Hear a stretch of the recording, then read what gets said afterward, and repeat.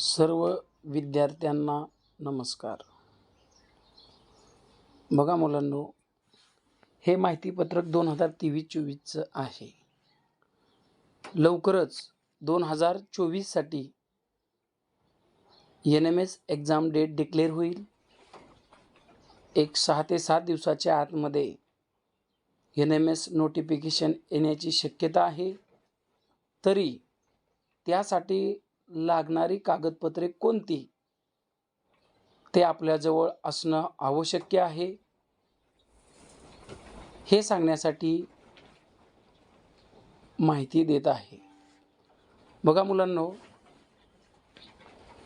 स्वतःचं राष्ट्रीयकृत बँकेतलं अकाउंट तुमच्याजवळ असावं. जॉईंट अकाउंट चालत नाही, स्वतःचं अकाउंट असावं.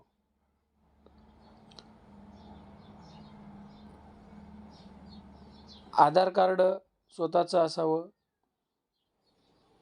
आधार कार्ड, बँकेचं पासबुक याच्यावरची स्पेलिंग सेम असावी. तसंच आपल्याला पात्रतामध्ये दुसरा पॉईंट दिलेला आहे की 3.5 लाखापेक्षा कमी उत्पन्न असलेला उत्पन्नाचा दाखला तुम्हाला तहसीलदाराचा किंवा तलाठ्याचा चालतो. किंवा ज्या विद्यार्थ्यांना EWS मधून फॉर्म भरायचा आहे त्यांनी EWS सर्टिफिकेट देखील काढणं आवश्यक आहे.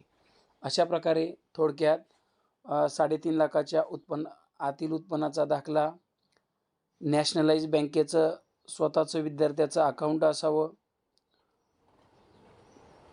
आधार कार्डवरील स्पेलिंग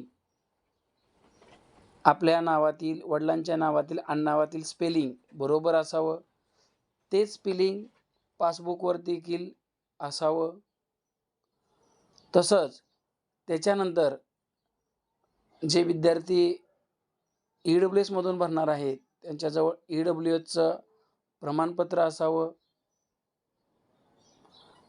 फॉर्म चालू व्हायच्या अगोदर ही कागदपत्र आपल्याजवळ आवश्यक आहेत.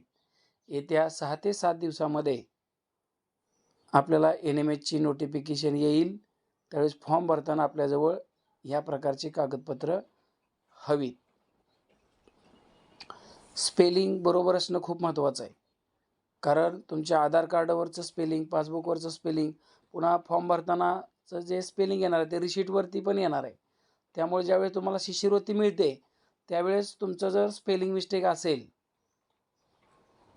आधार कार्डवरचं वेगळं असेल, अकाउंटचं वेगळं असेल आणि रिशीटवरचं वेगळं असेल तर तुम्हाला पुढे शिष्यवृत्ती मिळण्यास अडचणी येऊ शकतात.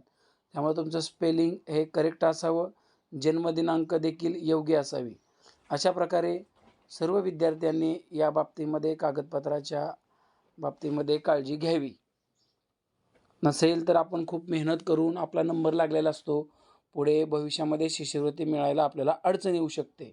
त्यामुळे सगळ्या विद्यार्थ्यांनी आपलं आधार कार्ड, बँकेचं पासबुक याच्यावरची स्पेलिंग हे बरोबर आहे का पाहावं, हे देखील आवश्यक आहे.